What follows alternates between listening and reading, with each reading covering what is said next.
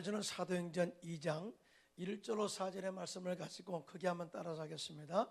오순절 날에 임한 성령님, 오순절 날에 임한 성령님, 이러한 제목으로 은혜의 말씀을 나누고자 합니다. 오늘은 성령 강림 주일이에요. 2000년 전 오순절 마가의 다락방에 임한 성령이 120명의 제자들에게 임하게 되자 그들이 성령으로 충만해서 예루살렘 시내에 나가 담대하게 복음을 전하였습니다. 그 성령의 충만한 능력이 예수 믿는 사람들을 박해한 청년 사울의 마음에 충만하게 임하자 그가 바울이 되고 아시아에 다니며 유럽에 다니며 또 로마에까지 가서 복음을 전하게 됩니다. 또한 그 성령이 1914년 영국 웨일즈에 충만하게 임하게 되자 웨일즈 부흥운동을 일으켰고 그 성령의 충만한 능력이 1906년 LA 미국 아주사 거리에 임하게 되자 전 세계 오순절 부흥운동을 일으키는 불씨가 되게 했습니다. 그 성령의 능력이 대한민국에 충만하게 임하게 되자 교단을 초월해서 모든 교회가 큰 부흥 역사를 일으켰고 그 성령의 불의 능력으로 전 세계 부흥 역사를 주도해 나가게 한 것을 보게 됩니다. 이와 같이 성령의 충만한 능력은 그 나라를 변화시키고 사람을 변화시키고 교회의 부흥을 가져오는 것을 보게 됩니다. 이러한 성령의 충만한 역사가 우리 가운데 임하여서 그의 능력으로 승리하는 저와 여러분들 되시기를 예수님의 이름으로 축원합니다. 자, 그러면 그 성령, 오순절 날에 임한 성령의 역사는 어떤 모습으로 나타날까요? 첫째로 오순절에 임한 성령님은 바람같이 임하셨다 말씀하셨어요. 여러분 믿으시면 아멘. 오늘 보면 사도행전 2장 1절 2절입니다. 다 같이 시작. 오순절 날에 이미 이름에 그들이 다 같이 한 곳에 모였더니 호련히 하늘로부터 급하고 강한 바람 같은 소리가 있어 그들이 앉은 온 집안에 가득하며 아멘. 예수님께서 이 땅에 오신 목적은 인류를 구원하기 위해서 오셨어요. 그리고 십자가에서 마귀를 멸하시고 마귀의 정사와 권세를 벗겨버리시고 무력화하고 조롱꾼으로 삼으시고 다 이루었다 선포하셨습니다. 그리고 죽으셨다가 3일 만에 사망 권세를 이기시고 부활하심으로 말미암아서 누구든지 예수 믿으면 하나님의 자녀가 되고 또 영생의 복을 누리도록 하시기 위해서 예수님께서 이 땅에 오셨어요. 그 부활하신 예수님께서 40일 동안 제자들과 함께 거하시면서 천국 복음을 말씀하시고 승천하시기 전에 너희는 예루살렘을 떠나지 말고 하나님의 약속하신 성령을 기다리라 명하시고 승천하셨어요. 예수님의 제자들이 500명이 이 예수님의 말씀을 들었지만은 500명이 다 순종한 것이 아니라 120명의 제자들이 예수님의 이 말씀에 순종해서 마가의 다락방에 모여 간절하게 11일 동안 금식하며 성령의 기름 부으심에 대하여 간절히 기도했습니다. 드디어 오순절 날이 이르자 그때 갑자기 하늘로부터 급하고 강한 바람 같은 소리가 온 집안에 가득하게 되었다.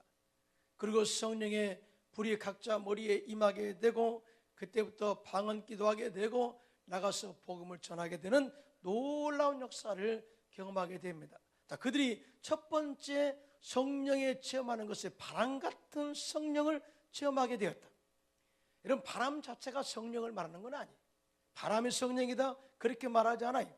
그런데 바람같이 성령이 임했다. 이것은 영적인 의미가 있습니다. 이 바람같이 먼저 임하시는 성령님은 눈에 보이지는 않지만은 우리 안에 임하셔서 우리가 예수를 구세주로 믿게 하고 하나님의 자녀가 된 것을 입증하도록 깨닫게 하시는 하나님의 은혜가 이 바람 같은 성령을 통해서 오게 된다는 사실을 믿으시기를 예수님의 이름으로 축원합니다. 요한복음 3장에 보면은 바리새인 중에 니고데모라는 사람이 한밤중에 예수님을 찾아왔어요. 그런 유대인입니다. 그리고 랍비입니다. 선생이 율법을 가르치는 사람이었어요. 그런데 성령의 충만함을 받지 않았기 때문에 거듭남, 즉 중생에 대해서, 구원에 대해서 알지 못했어요. 그래서 한밤중에 창피하지만 찾아와서 예수님께 그런 질문을 합니다. 랍비여, 당신은 하나님께로부터 오신 선생인 줄 우리가 알고 있습니다. 하나님이 함께 하시지 아니하시면 당신이 행하시는 이 표적을 아무도 할 수 없기 때문입니다. 이렇게 이야기합니다. 그때 예수님께서 사람이 거듭나지 아니하면 하나님의 나라를 볼 수 없다, 이렇게 말씀을 합니다. 이 말씀에 니고데모가 뻥합니다. 뻥칩니다. 거듭남이라는 것이 도대체 뭘까? 그러면서 이렇게 인간적인 마음으로 또 질문합니다. 사람이 늙으면 어떻게 날 수가 있습니까? 두 번째, 어머니의 태에 들어갔다가 다시 나오는 것입니까? 이렇게 육적인 질문을 합니다. 그때 예수님께서 요한복음 3장 5절로 8절에 시작. 예수께서 대답하시되 진실로 진실로 내게 이르노니 사람이 물과 성령으로 나지 아니하면 하나님의 나라에 들어갈 수 없느니라. 육으로 난 것은 육이요 영으로 난 것은 영이니 내가 내게 거듭나야 하겠다는 말을 놀랍게 여기지 말라. 바람이 임의로 불매 내가 그 소리는 들어도 어디서 와서 어디로 가는지 알지 못하나니 성령으로 난 사람도 다 그러하니라. 아멘입니다. 이런 바람은 보이지 않아요. 그러나 바람이 산들산들 불게 되면 시원하다는 것을 느끼게 되죠. 또 폭풍이 불어닥칠 때 보이지는 않아요. 그러나 그 바람의 능력으로 환경을 뒤흔드는 것을 보게 됩니다. 그런 것처럼 성령이 우리 안에 들어오는 것은 바람처럼 보이지 않지만 이 영적으로 깨달음을 지어서 예수 그리스도를 구세주로 믿게 하고 시인하게 하고 하나님의 자녀가 된 영적인 비밀과 은혜를 깨닫게 한다는 사실을 우리에게 가르쳐주고 있습니다. 그래서 성령으로 말미암지 않고는 예수를 주라 시인할 자가 한 사람도 없다고 말씀하신 이유가 바로 여기에 있습니다. 이에 대해서 고린도전서 12장 3절에 다 같이 시작. 그러므로 내가 너에게 알리노니 하나님의 영으로 말하는 자는 누구든지 예수를 저주할 자라 하지 아니하고 또 성령으로 아니하고는 누구든지 예수를 주시라 할 수 없느니라. 아멘입니다. 저도 고등학교 때부터 예수를 믿었어요. 열심으로 교회 다니고 또 나름대로 신앙생활을 열심히 했습니다. 그런데 사실은 예수님을 나의 구세주로 믿지 못했어요. 한 종교로 선택해서 내가 이 종교를 믿으면 편안하고 또 뭔가 누가 나를 도와주겠지 하는 그런 마음으로 교회를 다녔던 적이 있습니다. 그런데 제가 여의도 순복음교회에 가서 성령 충만한 능력을 처음 했어요. 한밤중에 밤새 기도하는데 성령이 내게 임하셨어요. 불같이 임했어요. 엄청나게 뜨겁게 임했어요. 그런데 놀라운 것은 지금까지 형식적으로 믿었던 예수님, 정말 종교적으로 믿었던 예수님이 그냥 종교적으로 믿어진 것이 아니라 나를 구원하신 하나님의 아들로 온전하게 믿게 되었습니다. 할렐루야. 자, 그리고 나서 깨달은 게 뭐냐면은 이 예수님을 전하지 않으면 안 되지. 예수를 믿어야 천국 가고 예수 믿어야 구원받게 되는데 다른 이로서는 구원을 얻을 수 없나니 천하 인간에게 구원을 얻을 만한 다른 이름을 주신 일이 없다고 말씀하고 있는데 이 믿음의 사실을 전하지 않고서는 견딜 수 없는 마음을 주셨어요. 그래서 직장에 모든 일과가 마치면 차를 타고 고향에 들어가서 우리 부모님께 예수를 증거하고 우리 친척들에게 또 가족들에게 복음을 전하고 그 다음에 또 주말이 되면은 예수 믿고 예배 드리고 난 다음에는 또 친구들에게 복음을 전하고 하는 일을 열정적으로 했던 것을 지금도 기억합니다. 성령의 바람이 우리 가운데 들어오게 되면은 우리가 거듭남의 영적인 비밀을 깨닫게 되고 그 예수를 전하지 않고서는 견딜 수 없는 마음을 허락한다는 사실을 절대로 믿게 되시기를 예수님의 이름으로 축원합니다. 뿐만 아니라 바람같이 마시는 성령님은 우리 안에 들어오셔서 생명의 역사를 일으켜 주시는 것을 보게 됩니다. 성령님을 헬라어로 퓨누마라고 해요. 다 같이 한번 따라서 퓨누마. 자, 퓨누마. 이 퓨누마라는 것은 거룩한 영, 즉 성령 이렇게 말합니다. 그런데 오늘 사도행전을 기록한 누가는 이 퓨누마라는 용어를, 성령에 대해서 퓨누마라는 용어를 사용하지 않고 포노에스라는 단어를 사용해서요, 이 포노에스의 단어의 뜻은 뭐냐? 바람, 호흡, 숨을 말하는 것입니다. 그런데 놀랍게도 구약 성경에 성령을 말할 때에 히브리어로 루아흐라고 이런 단어를 사용해요. 다 같이 한번 따라서 루아흐. 예, 루아흐라는 단어를 사용해요. 그런데 이 단어의 뜻이 바로 공기, 바람, 숨을 말합니다. 이와 같이 신구약 성경에 바람과 성령을 동일한 개념과 같은 의미를 가지고 사용하였음을 볼 수가 있는데 그 이유가 있습니다. 성령의 바람이 우리의 몸속에 들어오게 되면 우리의 죽은 영혼을 살리게 되고, 육체에 들어오게 되면 육체를 치유하고 육체를 살리는 역사가 임하게 된다는 사실을 증명하기 위해서 이 성령을 루아흐 포노에스라고 사용한 것입니다. 창세기 2장 7절입니다. 시작. 야훼 하나님이 땅의 흙으로 사람을 지으시고 생기를 그 코에 불어넣으시니 사람이 생명이 되니라. 아멘. 여러분, 사람이 생명이 되었다, 이 말의 의미를 여러분 깊이 여러분 깨달아야 돼요. 우리 인간은 하나님께서 흙으로 만드셨는데 하나님께서 우리에게 당신의 생기, 호흡을 불어넣기 전에는 인간, 동물과 똑같은 존재였어요. 영이 없는, 죽어있는 존재였어요. 영적으로 살아있지 않는 존재였어요. 그런데 이 인간에게 하나님의 호흡, 루아흐, 호흡, 숨을 깊이 내서 후하고 사람의 코에 불어넣었을 때 우리 육체 사람이 생명이 되었다. 즉 새 생명을 일으키는 영적인 존재가 되어서 하나님과 교통하게 되었고, 영적인 존재로서의 세상을 정복하고 다스릴 수 있는 권한도 보유받게 된 것을 보게 됩니다. 그러니까 성령이 우리 안에 들어오면 영적으로 죽은 영혼이 살아나게 되고, 질병의 치료함 받게 되고, 영적 회복 역사가 일어나게 된다는 사실을 절대로 믿게 되시기를 예수님의 이름으로 축원합니다. 하나님께서 성령의 능력으로 에스겔 선지자를 데리고 한 골짜기로 데리고 가서 골짜기를 보여줍니다. 골짜기에 보니까 거기에 수많은 뼈들이 다 널브러져 있는 거예요. 생명 없이 다 죽어 있는 상태로 있었습니다. 그때 천사가 이르기를, 인자야, 이 뼈들이 살아날 수 있겠느냐? 이렇게 물었을 때 에스겔 선지자가 대답하기를, 주의하여요, 주께서 아시나이다. 그러자 또 그가 이르기를, 너는 이 모든 뼈에게 대언하여 이르기를, 너희 마른 뼈들아, 야훼의 말씀을 들을지어다. 너희 위에 힘줄을 두고 살을 입히고 가죽으로 덮고 너희 속에 생기를 넣으리니 너희가 살아나리라 하라. 이 명령을 합니다.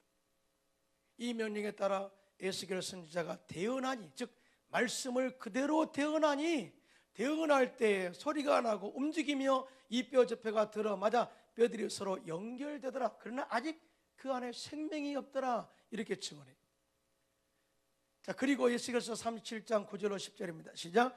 또 내게 이르시되, 인자야, 너는 생기를 향하여 대언하라. 생기에게 대언하여 이르기를, 주 여호와께서 이같이 말씀하시기를, 생기야, 사방에서부터 와서 이 죽음을 당한 자에게 불어서 살아나게 하라 하셨다라. 이에 내가 그 명령대로 대언하였더니 생기가 그들에게 들어가매 그들이 곧 살아나서 일어나 서는데 극히 군 군대더라. 아멘.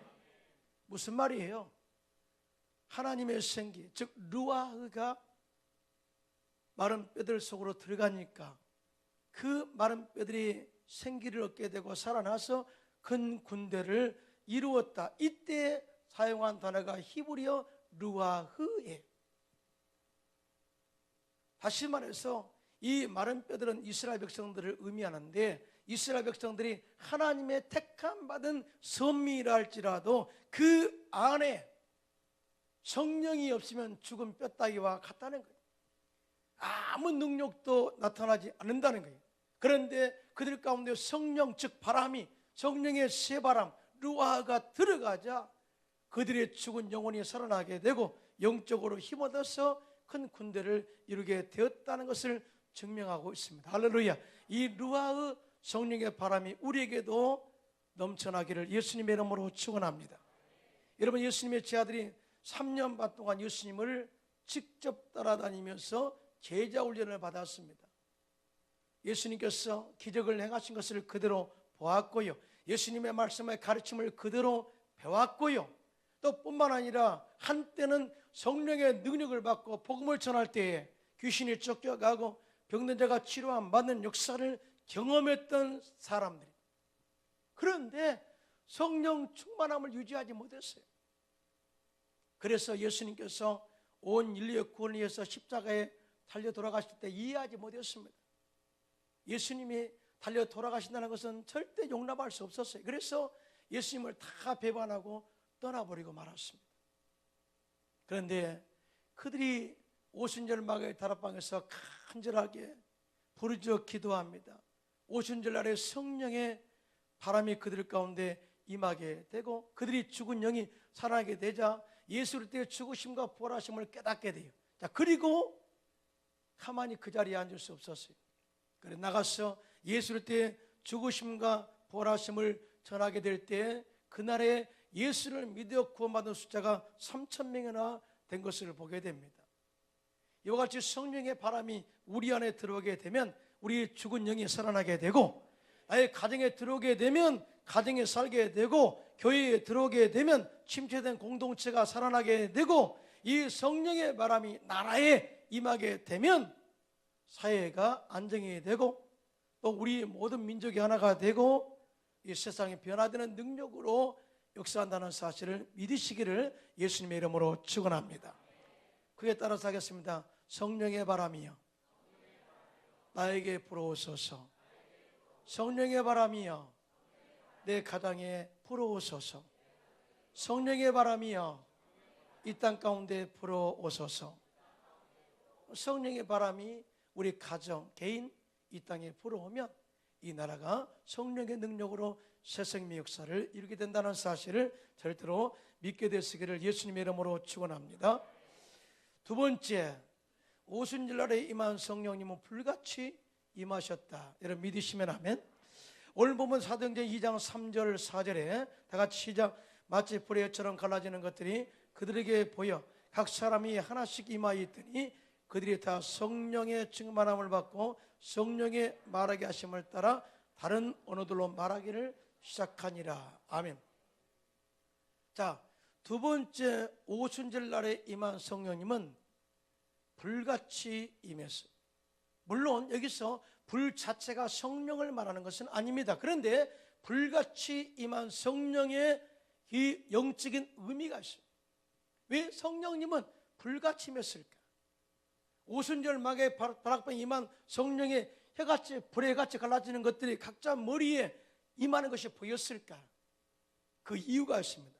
첫째로 성령의 불은 내 안에 있는 죄악을 완전히 태워 없애버리는 능력이 있습니다. 아멘입니까? 이 오순절 날에 임한 성령의 불은 제 아들의 마음속에 들어가서 제 아들의 마음속에 죄악을 다 태워버렸어요. 그리고 뿐만 아니라 예수님을 배신했던 베드로의 마음속에 들어가서 그 속에 있는 모든 죄를 다 태워버렸어요. 그리고 나자 성령 충만한 능력을 받고 나자 예수 그리스도의 죽으심과 부활하심을 깨닫게 되고 그것을 탐대하게 전합니다. 그리고 예루살렘 시내에 모인 그들에게 향해서 너희들이 못 박아 죽인 그 예수를 하나님이 다시 살리셔서 주와 그리스도가 되게 하셨다라고 말할 때 그들이 일제히 일어나서 회개하고 주께로 돌아온 역사가 일어나게 됩니다. 우리 사도행전 2장 37절로 38절입니다. 시작. 그들이 이 말을 듣고 마음에 찔려 베드로와 다른 사도들에게 물어 이르되 형제들아 우리가 어찌할꼬 하거늘 베드로가 이르되 너희가 회개하여 각각 예수 그리스도의 이름으로 침례를 받고 죄사함을 받으라. 그리하면 성령의 선물을 받으리니. 아멘이에요. 여러분 당시 예루살렘에 모였던 사람들이 어떤 사람들이? 이 예루살렘에 모였던 사람들은 예수님을 십자가에 못 박아 죽인 사람들, 제자들, 그들의 신앙을 공격했던 사람들입니다. 절대적으로 그 당시에 예수를 때 복음을 전한 사도들에 대해서 반감을 가지고 공격했던 사람들이, 그러니까 옛날 같으면 예수를 때 복음을 전하면 그 사람들은 다 죽어야 할 그런 환경에 처한 사람들이죠. 그런데 성령의 불이 그들 가운데 임하자 그들의 불신앙을 회개합니다. 그리고 예수 그리스도 메시아를 십자가에 달아 죽인 것을 회개합니다. 그리고 더 놀라운 것은 그 예수를 나의 구세주로 고백하는 구원의 열매가 맺게 됩니다. 할렐루야. 이것이 바로 성령의 불이 임할 때 그 속에 있는 죄악을 태워버린 결과인 것을 보게 됩니다. 지금도 마찬가지입니다. 성령이 우리 안에 들어오게 되면 우리의 모든 죄를 회개하게 돼요. 우리가 이 사리 판단을 할 수 있는 그때로부터 지었던 죄, 또 우리가 알게 진 죄 모르게 진 죄들을 다 생각나게 하시고 다 고백하게 하시고 회개하는 역사가 성령을 통해서 일어난 것을 보게 됩니다. 우리가 영적으로 깨끗할 때 성령이 우리 가운데 재충만하게 임하게 되는 것이죠. 믿으시면 아멘. 또 뿐만 아니라 두 번째, 성령의 불은 악한 영을 소멸하고 사람을 변화시키는 능력에 대해 이사야서 4장 3절로 4절입니다. 시작. 시온에 남아있는 자, 예루살렘에 머물러 있는 자, 곧 예루살렘 안에 생존한 자 중 기록된 모든 사람은 거룩하다 칭함을 얻으리니 이는 주께서 심판하는 영과 소멸하는 영으로 시온의 딸들의 더러움을 씻기시며 예루살렘의 피를 그 중에서 정결하게 하실 때가 됨이라. 아멘입니다. 시온에 거하는 자들, 기록된 자들이 거룩한 삶을 살게 되는데, 그것은 바로 이 소멸하는 영으로 성령이 오셔서 그들의 모든 죄악을 태우시고 깨끗하게 하시기 때문이라고 이야기를 하고 있어요. 여러분, 사람이 변화되는 것은 절대 힘으로 되지 않아요. 여러분, 자녀들을 잘 키우고 있죠. 양육하고 있죠. 여러분, 자녀들이 여러분 마음대로 되든가요? 안 돼요. 여러분, 남편 여러분 마음대로 잘 되든가요? 안 되죠. 여러분, 아내 마음대로 되든가요? 안 돼요. 어느 누구도 자기 힘으로 사람을 바꿀 수 없어요.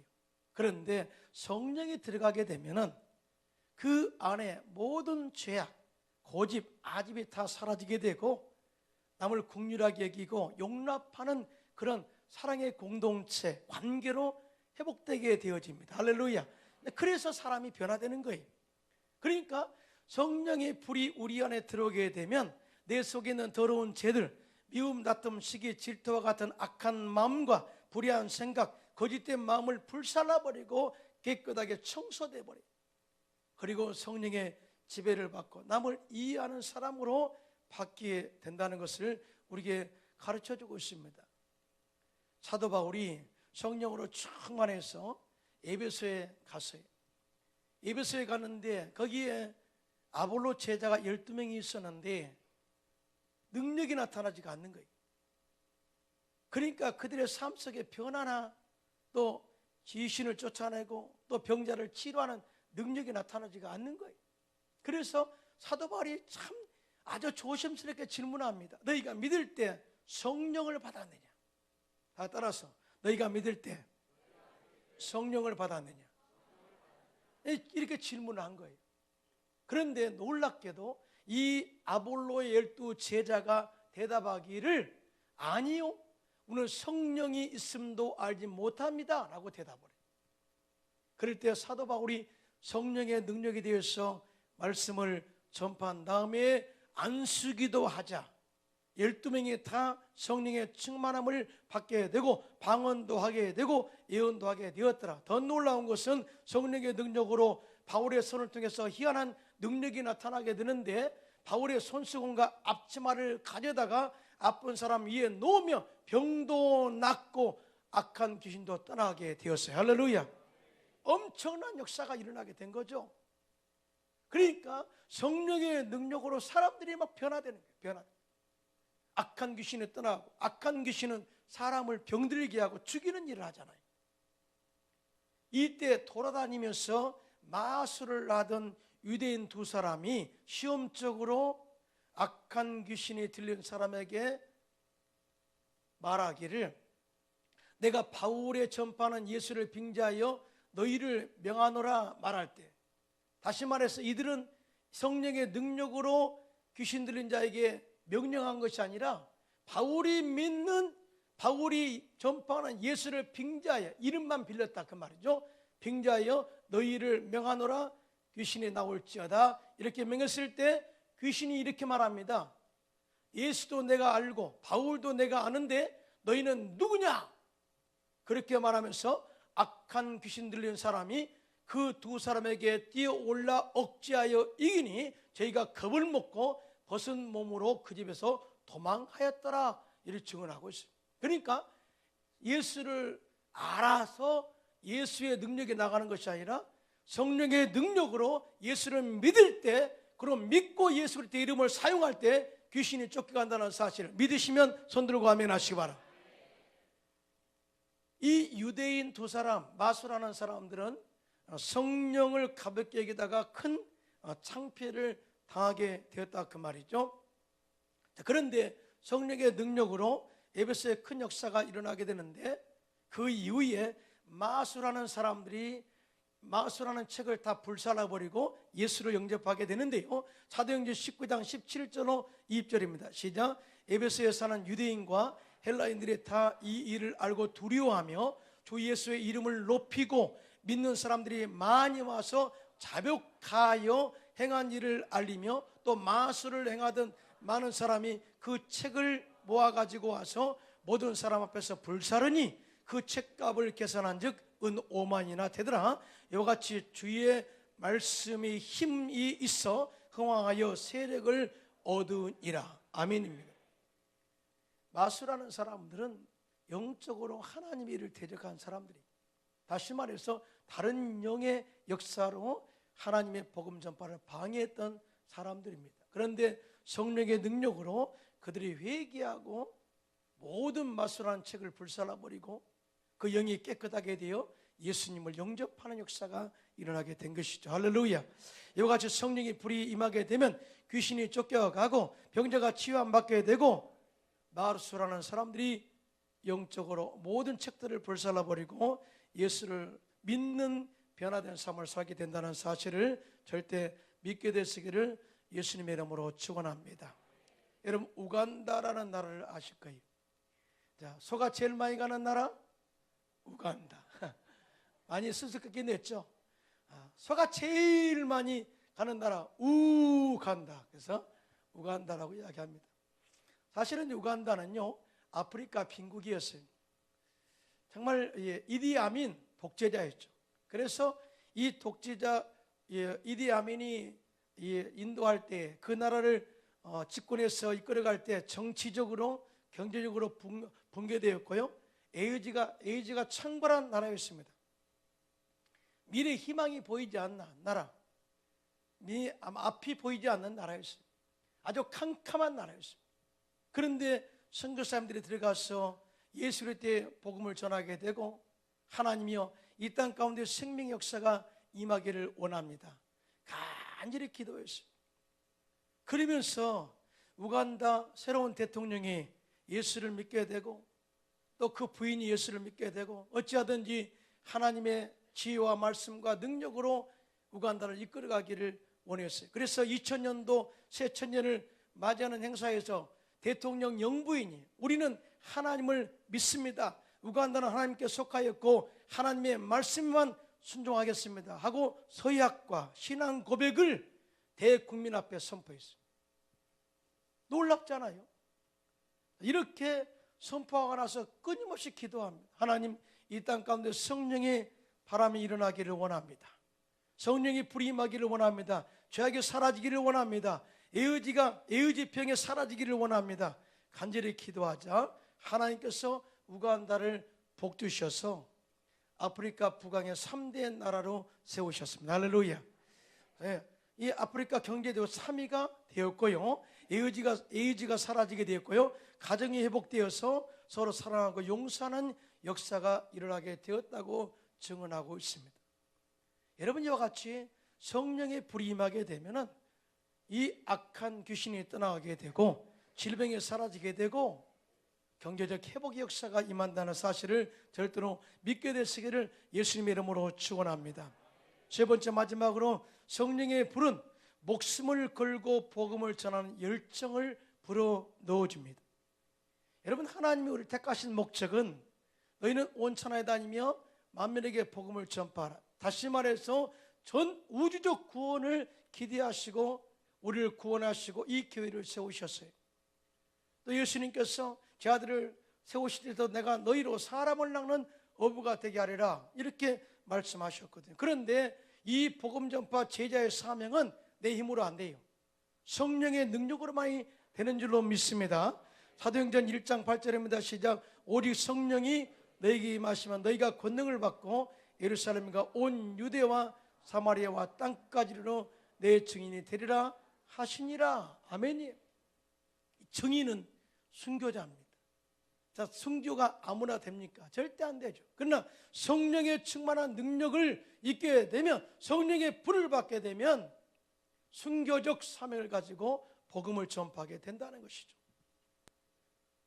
창끝이라는 영화가 있습니다. 선교 영화인데요. 또 그 부인이 쓴, 선교사 부인이 쓴 전능자의 그늘이라는 책에 기록된 그런 선교사 사역을 간증으로 실었는데요. 그 선교사가 바로 짐 엘리엇이라는 선교사입니다. 이 짐 엘리엇 선교사는 항상 하나님의 뜻을 이루기 위해서 성령 충만함을 받기 위해서 간절히 기도한 사람이었습니다. 하루는 이렇게 기도합니다. 하나님, 불붙지 않는 성명 같은 나를 구원하여 주소서. 불이 붙을 수 있도록 성령의 기름을 내게 부어 주시옵소서. 또한 나를 당신의 불꽃이 되게 하옵소서. 간절히 기도할 때 성령의 불이 그에게 임했어요. 엄청난 불이 임했습니다. 그래서 그는 1956년 성령의 불을 받고 결혼 후에 4명의 선교사들과 함께 에콰도르의 아우카족 인디안들에게 복음을 전하기 위해서 경비행기를 타고 날아갑니다. 강가에 작은 모리밭이 있어서 거기에 경비행기를 착륙하고 지나고 있을 때 인디안들이 나타나서 창으로 그들을 쳐서 다 죽였습니다. 그때 그 나이가 28살이에요. 자, 이 정도 되면은 주변에서 하는 말이 다 그렇습니다. 모든 것이 헛된 것이다. 젊은 나이에 나가서 복음을 전하다니. 아니, 그렇게 인디안들, 사람을 죽이는 사람들에게 감히 들어갈 수 있다니. 절대적으로 헛된 순교다라고 이야기했습니다. 그런데요, 짐 엘리엇이 죽고 난 이후에 그의 아내 엘리자베스 엘리엇은 1년간 간호사 훈련을 받게 됩니다. 그리고 이번에는 함께 순교했던 가족들과 함께 아우카족이 살고 있는 마을로 들어가서 그들을 열심으로 섬기게 됩니다. 자, 그런데 왜 죽이지 않았느냐? 아우카족은 어린 아이들과 부녀자들을 죽이면 비겁하자로 낙인지키기 때문에 죽이지 않았어요. 그래서 그 5년 동안 열심히 그들을 섬기면서 살게 되었습니다. 그런데 아우카족 주장이 참 궁금한 거예요. 도대체 이 사람들은 누굴까? 아무 말 없이, 아무 대가 없이 이렇게 섬기는 그들을 보면서 하루는 아우카족 주장이 그 부인에게 물었습니다. 당신은 누구이고 우리를 위해 이렇게 애써서 수고하는 이유가 무엇입니까? 그때 그 부인 엘리자베스 엘리엇이 다음과 같이 대답했습니다. 나는 5년 전에 당신들이 죽인 그 남자의 아내 엘리자베스 엘리엇입니다. 왜 이렇게 왔습니까?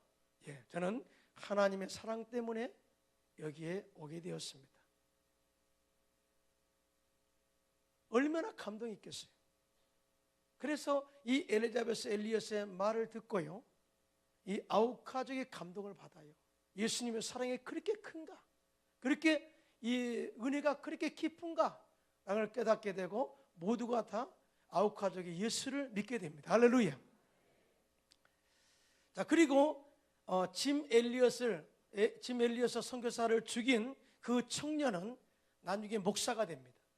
그리고 그 목사가 되어서 짐 엘리엇의 아들을 선교지에서 그 강가에서 이 아버지가 죽은 그 강가에서 그 옆에서 침례를 받게 되죠. 침례를 받게 돼요. 엄청난 역사예요. 그리고 그 후에 그 짐 엘리엇을 죽인 그 목사는 빌리그리암 목사님이 집회에서 다음과 같이 간증했습니다. 우리는 그분들에게서 복음을 받고 예수님을 믿게 되었습니다. 그 젊은이들의 희생이 아니었다면 우리는 아직도 그렇게 어둠 가운데 살고 있었을 것입니다. 그분들의 죽음으로 우리는 빛을 보게 되었습니다. 할렐루야. 그들 안에 있는 성령의 불이 순교의 정신으로 복음을 전하였고 어둠 가운데 살고 있던 식인종 이 아우카족을 빛 가운데로 인도한 그런 열매를 맺게 한 것입니다. 사랑하는 성도 여러분, 저는 여러분이 정말 성령으로 매 순간마다 충만하기를 예수님의 이름으로 축원합니다. 성령을 소멸하면 안 돼요. 성령의 바람이 우리 안에 항상 흘러 넘쳐나야 됩니다. 또 성령의 불이 우리 속에 이글이글 타올라야 됩니다. 그래야 우리가 가는 곳곳마다 생명을 살리고 죽은 자를 살리고 또 병든 자를 고치고 또 뿐만 아니라 어둠 가운데 있는 자들을 주께로 인도할 수 있는 축복의 통로가 되는 거예요. 그러나 이것이 내 입으로 안 된다는 거죠. 성령이 와야 그 성령의 능력으로 할 수 있다는 사실을 꼭 기다리시고 첫째도 성령 충만, 둘째도 성령 충만, 셋째도 성령 충만해서 이 사명을 감당하시기를 예수님의 이름으로 축원합니다.